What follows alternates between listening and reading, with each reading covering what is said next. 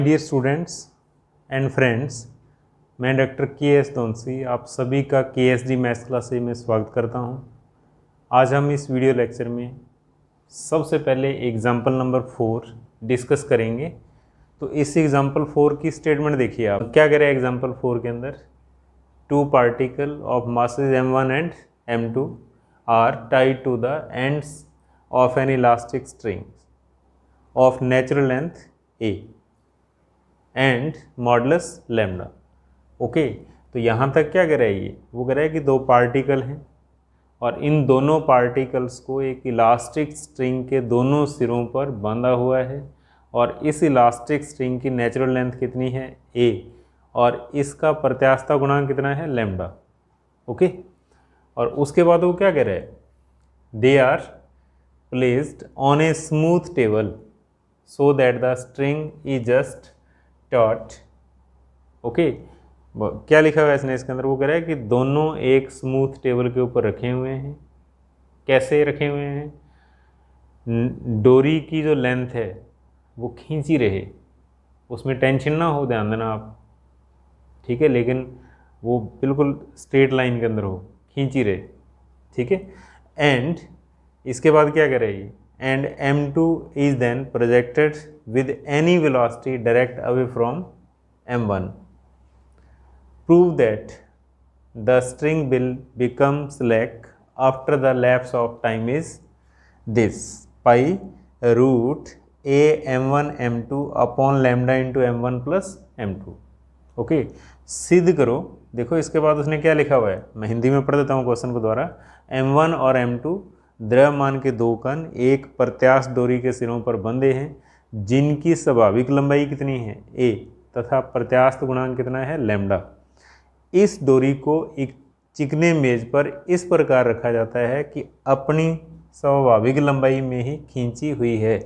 यदि m2 को उसी रेखा में m1 से दूर उसी दिशा में फेंका जाए तो सिद्ध कीजिए डोरी के ढीली होने से पहले का समय इतना है। ये टाइम कौन सा है, जब डोरी में टेंशन है। ढीली होने से पहले का समय है जब डोरी के अंदर तनाव है, वो टाइम है। तो अब देखो क्वेश्चन क्या है, क्वेश्चन को समझने की कोशिश करिए आप। तो हमारे पास टोटल कितनी चीज़ें हैं इस क्वेश्चन के अंदर, 4, ठीक है। कौन कौन सी, एक रस्सी फॉर एग्जांपल स्ट्रिंग, और एक पार्टिकल m1 और एक पार्टिकल m2। इन दोनों की देखो, दोनों मैंने चौक के पार्ट लिए हैं, एक छोटा एक बड़ा है, तो एक m1 और एक m2। और उसके बाद इसने क्या लिखा हुआ है, वो कह रहा है कि इस रस्सी को कहाँ पे रखा हुआ है, एक टेबल के ऊपर। अब देखो टेबल तो मैं ला नहीं सकता यहाँ पर, मैं इस तरीके से, ये मेरे पास एक बोर्ड है, m1 m2 और रस्सी की डायरेक्शन इस तरीके से, ठीक है। ये m1 और ये m2, और बिल्कुल इसको सीधा रखना है ऐसे, ठीक है। रस्सी अपनी नेचुरल लेंथ के अंदर है, खींची हुई है, इसमें कहने का मतलब कोई सलवट वगैरह नहीं है, टेढ़ी मेढ़ी नहीं है, ये ध्यान देना आप। और उसके बाद उसने क्या लिखा हुआ है, m2 को m1 से, तो आप लोग क्या करो, m2 को उठाओ m1 के पास ले आओ आप, ऐसे दोनों को इकट्ठा कर दिया मैंने, ठीक है। और फिर उसके बाद देखो क्या कह रहा है, m2 को m1 से उसी डायरेक्शन के अंदर फेंका जाता है जैसे पहले थी वो, उसी डायरेक्शन के अंदर।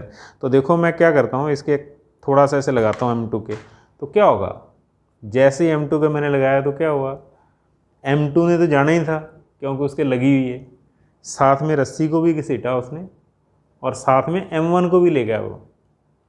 तो कहने का मतलब क्या हुआ, जैसे ही m2 को फेंका तो साथ साथ m1 की भी मोशन स्टार्ट होगी, किस डायरेक्शन के अंदर, उसी डायरेक्शन के अंदर। ये क्वेश्चन है। तो वो कह रहा है कि उस टाइम को कैलकुलेट करिए जब रस्सी में टेंशन रहे, ढीली होने से पहले का टाइम कैलकुलेट करिए आप, ठीक है। The string will become slack after the lapse of time is this. ये टाइम अपने को कैलकुलेट करना है। तो इसके बाद कैलकुलेशन देखिए आप और समझने की कोशिश करना। क्वेश्चन सिर्फ यही था जो मैंने आपको समझाया है। ओके, हाँ देखिए प्लीज सॉल्यूशन। देखो क्या है, एक इलास्टिक स्ट्रिंग AB, ठीक है। हम सपोज कर लेते हैं, let A B equal to a natural length of elastic string,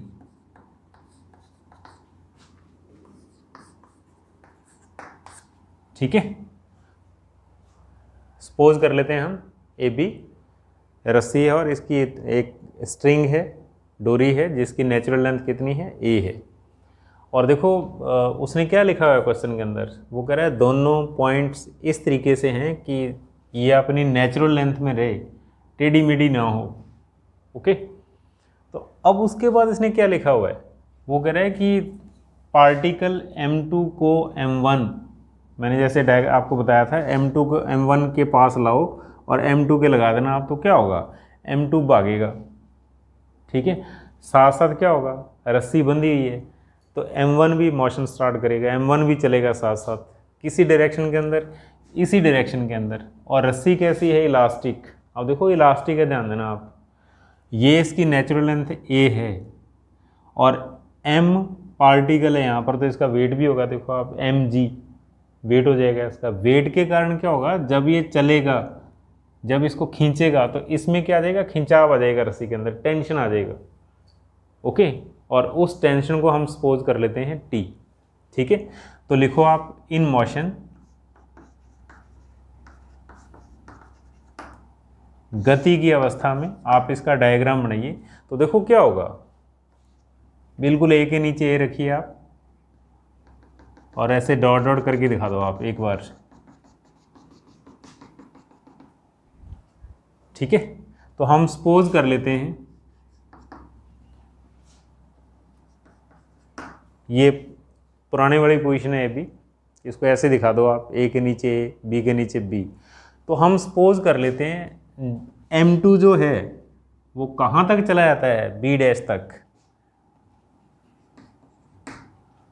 ठीक है। और m1 कहाँ तक चला जाता है, ए डैश तक, क्योंकि m2 आगे रहेगा और m1 पीछे रहेगा। और ये क्या है, ये स्ट्रिंग है, इलास्टिक ही है तो इसकी लेंथ बढ़ेगी, ठीक है। तो हम सपोज कर लेते हैं ए डैश बी डैश कितना है, y, इसको y लिख दो आप। Let A dash B dash equal to y, और इसको सपोज कर लो आप x। Let A dash equal to x।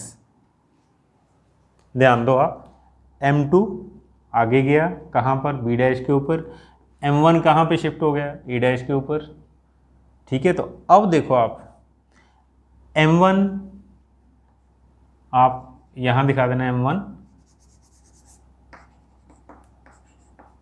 और यहाँ आप दिखा दो m2, क्यों, दोनों बंधे हुए हैं रस्सी के साथ, दोनों का साथ रहेगा, अलग अलग नहीं हो सकते, रस्सी के साथ बंधे रहेंगे। तो अब देखो m1 कितना चला, x, और m2 कितना चला, x प्लस y। क्यों, m1 के पास लेके आए थे फिर उसके लगाया था हमने, तो एक पार्टिकल ने डिस्टेंस कवर की है x और m2 ने कितनी डिस्टेंस कवर की है, x प्लस y, क्योंकि देखो आप a से कहाँ पहुँच गया, वो b डैश के ऊपर, ठीक है। और ये नेचुरल लेंथ से ज़्यादा है तो इसका मतलब क्या होगा, रस्सी में टेंशन होगा, कितना, T। रस्सी एक ही है तो उसके अंदर टेंशन क्या होगा, T होगा। किस साइड की ओर, अंदर की ओर। ये मैंने गलत दिखा दिया इसको,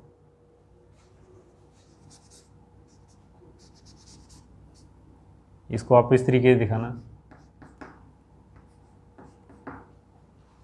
ओके, जब इसको खींचेंगे तो क्या होगा, देखो आप, टेंशन अंदर की ओर होगा, ठीक है। तो टेंशन T। तो अब आप लिखो equation of motion of m1, ठीक है। और फिर हम लोग क्या लिखेंगे, equation of motion of m2। क्यों, दोनों ही पार्टिकल मूव कर चुके हैं, एक a से गया है आगे कितना x, और दूसरा a से गया आगे कितना, x प्लस y। तो दोनों की मोशन हुई है, तो हम क्या करना पड़ेगा अपने को, दोनों के लिए ही इक्वेशन ऑफ मोशन लिखनी पड़ेगी। तो सबसे पहले लिखो आप टेंशन। हाँ भाई, T क्या होता है, T होता है lambda into extension upon natural length, ये टेंशन का फॉर्मूला है। तो यहाँ पर टी किसके बराबर हो जाएगा, टी इक्वल टू लैम्डा, क्योंकि क्वेश्चन के अंदर लैम्डा दे रखा है इसने, मॉडुलस ऑफ इलास्टिसिटी। और अब इसके बाद नेचुरल लेंथ कितनी है, नेचुरल लेंथ ए है। और एक्सटेंशन देखो आप, एक्सटेंशन का मतलब क्या होता है, एक्सटेंशन बड़ी हुई लेंथ में से नेचुरल लेंथ को कम कर दो आप, तो ये क्या हो जाएगा, एक्सटेंशन हो जाएगा।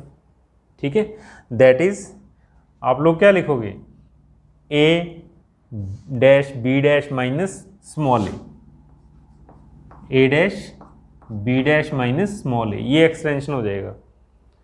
ठीक है, एक्सटेंशन का मतलब क्या होता है, जब रस्सी में टेंशन है, जब स्ट्रिंग के अंदर क्या है, टेंशन, तब उसकी लेंथ कौन सी, नेचुरल लेंथ से एक्स्ट्रा।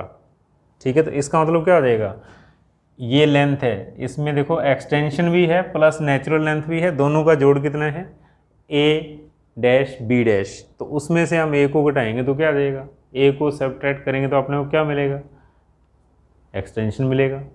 ठीक है, तो आप लोग ऐसा लिख सकते हो अगले स्टेप के अंदर, t equal to lambda into Y minus A upon A, ये टेंशन हो गया।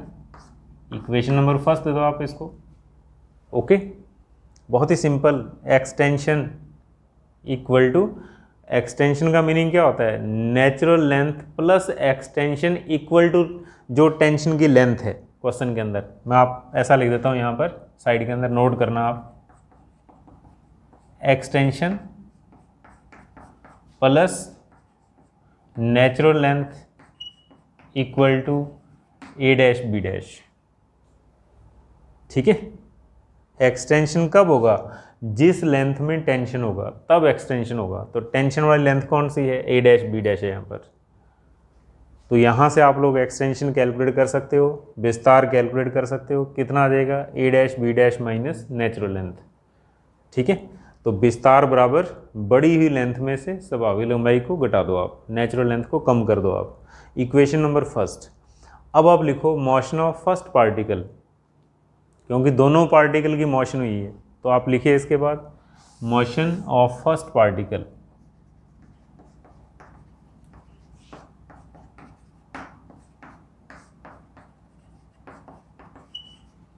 दैट इज ब्रैकेट के अंदर लिख देना आप m1। पता चले अपने को कि हम किसके लिए लिख रहे हैं, जिसका मास क्या है, m1 है। ठीक है, तो देखो इक्वेशन ऑफ मोशन हमेशा कैसे लिखा जाता है, बहुत ही सिंपल, मास इनटू एक्सेलरेशन। तो देखो ये कितना चला है फर्स्ट, x, तो इसका एक्सेलरेशन कितना होगा, d2x अपॉन dt स्क्वायर, क्योंकि जब हमारे पास डिस्टेंस है तो उसका फर्स्ट डेरिवेटिव क्या कहलाता है, वेलोसिटी, और सेकंड डेरिवेटिव क्या कहलाता है, एक्सेलरेशन। और इक्वेशन ऑफ मोशन के अंदर हम लोग क्या लिखते हैं, फोर्स। तो mass into acceleration that is m1 d2x upon dt square equal to t, equation number first. Second number दे दो आप इसको, क्योंकि फर्स्ट मैंने ऑलरेडी दे रखा है। ओके, इसके बाद फिर लिखो आप motion of second particle, motion of second particle.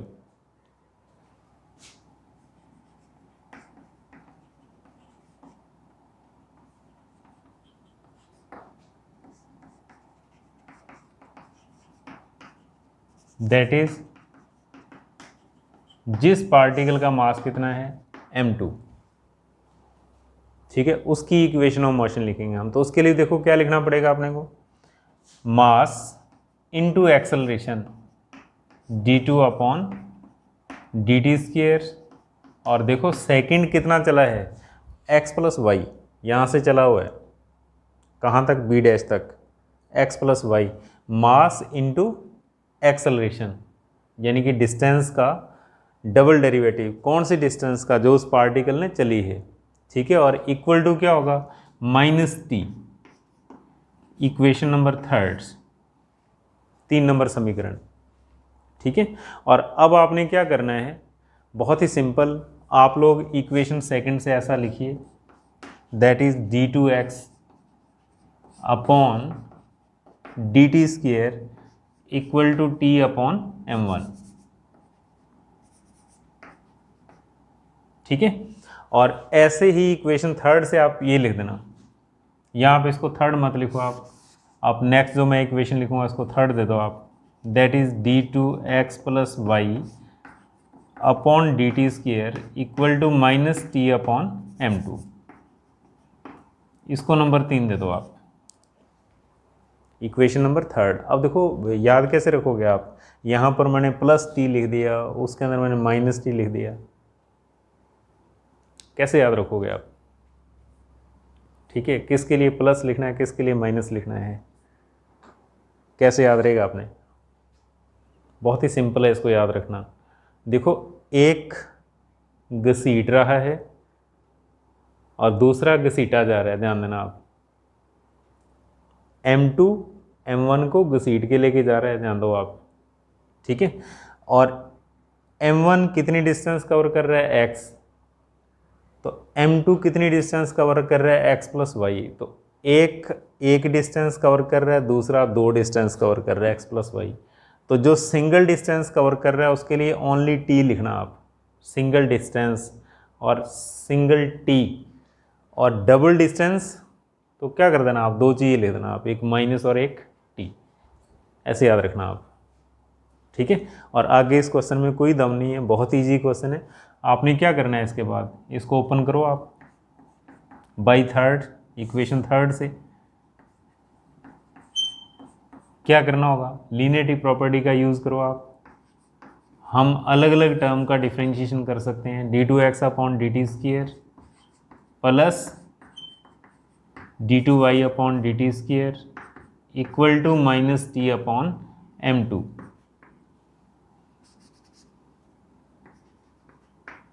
Equal to minus t upon m2, okay. और अगले स्टेप के अंदर फिर आपने क्या करना है, इस सेकंड डेरिवेटिव को राइट में शिफ्ट कर दो आप। तो हमारे पास क्या बनेगा, हमारे पास नेक्स्ट बनेगा d2y upon d t square equal to minus t upon m2 and minus d square x upon d t square. यानी कि इस टर्म को मैं कहाँ पे शिफ्ट कर रहा हूँ, राइट के अंदर, ठीक है। और अब इक्वेशन सेकंड से ये वैल्यू पुट कर रहा हूँ मैं, ये आप हो सके तो इसको इक्वेशन नंबर सेकंड दे देना आप। तो आप लिखिए बाई 2, समीकरण 2 से ये मान पुट, वैल्यू पुट कर दो यहाँ से। तो क्या देगा हमारे पास, हमारे पास आएगा that is minus t upon m2 और माइनस टी अपॉन m1, ठीक है। इक्वेशन सेकंड से इसकी वैल्यू पुट कर दे। और अब अगले स्टेप के अंदर आप कॉमन निकालो। देखो कॉमन क्या आ रहा है, यहाँ पर कॉमन आ रहा है हमारे पास माइनस टी इंटू आ जाएगा 1 upon m1 plus 1 upon m2। और अब इसके अंदर t की वैल्यू पुट कर दो आप, कहाँ से, बाई 1। तो लिखिए बाई 1, इक्वेशन फर्स्ट से t की वैल्यू पुट करो आप इसके अंदर। हाँ भाई, इसके बाद देखिए आप बाई 1 इक्वेशन फर्स्ट से, तो इधर हमारे पास लेफ्ट चल रही है d square y upon d t square equal to minus t की वैल्यू पुट करो आप यहाँ से, कितनी, lambda into Y minus A upon a, और साथ में हमारे पास आएगा 1 upon m1 plus 1 upon m2, okay. और इसके बाद फिर आपने क्या करना है, यहाँ आप इसका एलसीएम लो, तो that is d2y upon d t square. देखो एलसीएम लेने के बाद हमारे पास क्या बनेगा, माइनस लैम्डा अपॉन ए इंटू वाई माइनस ए m1 plus m2 upon m1 into m2, ये बनेगा हमारे पास एलसीएम लेने के बाद। और अब आप लोग इसको ऐसा लिखिए, that is d square y upon d t square equal to, ठीक है, कांस्टेंट को पहले लिख दो आप, तो आप इसको ये लिखिए minus lambda into m1 plus m2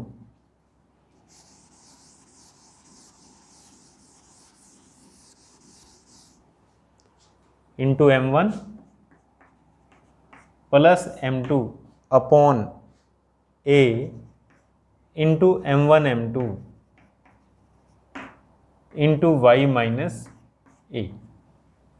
ठीक है, यानी कि लैम्डा अपॉन a, इसका एलसीएम ले लिया, इसको पहले लिख दो और y माइनस a को बाद में लिखिए आप।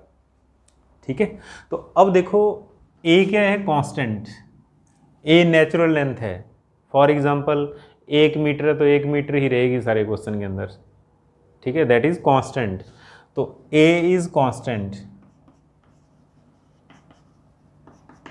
a अगर कांस्टेंट है तो इसका सेकंड डेरिवेटिव क्या होगा, 0।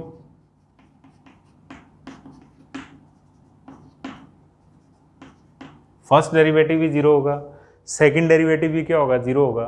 तो मैं क्या कर रहा हूँ, लेफ्ट हैंड साइड के अंदर सेकंड डेरिवेटिव माइनस कर रहा हूँ। ठीक है, क्यों, -0 करेंगे तो कोई फर्क नहीं पड़ेगा लेफ्ट हैंड साइड के अंदर। तो आप लेफ्ट हैंड साइड को ऐसा लिखिए, d² y upon dt² minus d² a upon dt² equal to minus lambda into m1 plus m2 upon a into m1 m2 और साथ में क्या लिखो आप, y माइनस a। देखो -0 बिकॉज इसकी वैल्यू क्या है, 0 है, तो -0 लिखने से कोई फर्क नहीं पड़ेगा। ठीक है, -0 लिखने से लेफ्ट हैंड साइड के अंदर कोई फर्क नहीं पड़ेगा। लेकिन ऐसा करने के बाद ये सेकंड डेरिवेटिव कॉमन निकाल दो आप, d² upon dt² common into क्या देगा, y माइनस a, और राइट हैंड साइड के अंदर हमारे पास बन रहा है lambda into m1 plus m2 upon a into m1 into m2 और साथ में y माइनस a। ठीक है, यहाँ तक पहुँच गए हम। और इसके बाद आप क्या करो, इसके बाद आप इसमें लिखिए put y minus a equal to capital X, because y minus a left के अंदर भी है और y माइनस ए हमारे पास राइट के अंदर भी है। ऐसा लिखेंगे तो और अपने को क्लियर हो जाएगा क्या बन रहा है यहाँ पर। तो देखो ऐसा करने के बाद लेफ्ट हैंड साइड बनेगा d² x upon dt², right hand side के अंदर हमारे पास आएगा माइनस लैम्डा मल्टीप्लाई में m1 into m2 m1 plus m2 upon a into m1 m2 into capital X, because y minus a के स्थान पर मैंने कैपिटल X लिख दिया यहाँ पर। तो अब देखो सेकंड डेरिवेटिव, डिस्टेंस का सेकंड डेरिवेटिव क्या होता है, एक्सेलरेशन होता है। तो इसको मैं f लिख सकता हूँ, ये सारा कांस्टेंट है, इसको म्यू लिख सकता हूँ विद नेगेटिव साइन और कैपिटल X। ठीक है, साइड में आप लिख दो since f equal to d2x upon dt², और म्यू क्या है, ये है constant, and mu equal to lambda into m1 plus m2 upon a m1 into m2। Okay, तो अब आप देखिए जब हमारे पास equation f equal to minus mu into X की फॉर्म में हो तो फिर मोशन किस टाइप की होती है, सिंपल हार्मोनिक मोशन। ठीक है, तो लिख दो आप implies motion of particles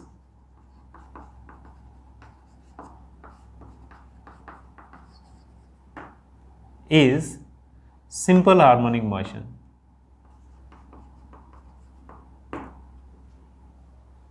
Motion of particles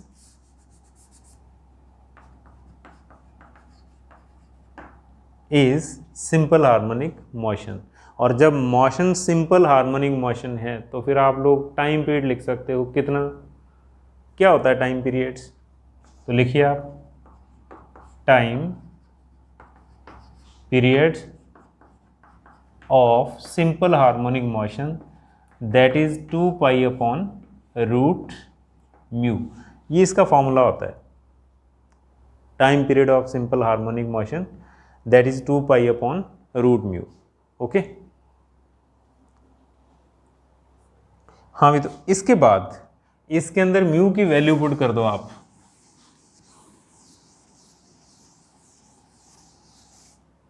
mu का मान पुट करना, म्यू की वैल्यू पुट करिए आप, तो क्या देगा हमारे पास, टाइम पीरियड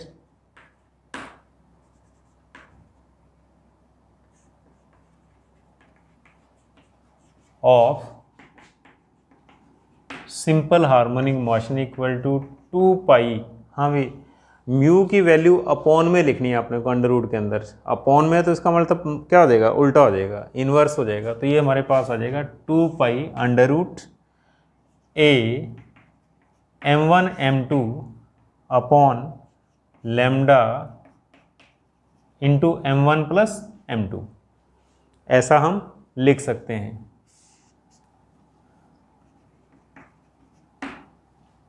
ठीक है, बट अपने को टाइम पीरियड कैलकुलेट नहीं करना।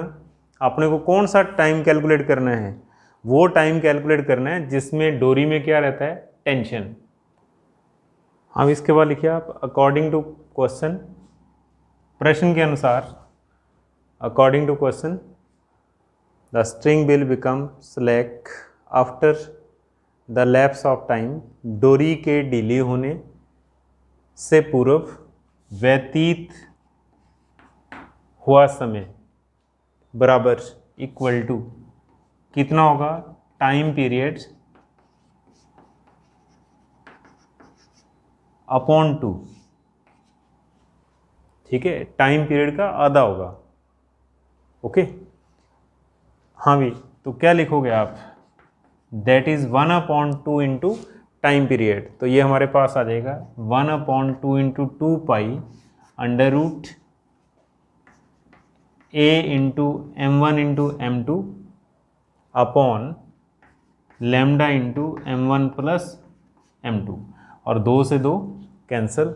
तो ये हमारे पास कितना आएगा, ये हमारे पास आएगा pi under root a into m1 m2 upon lambda into m1 plus m2।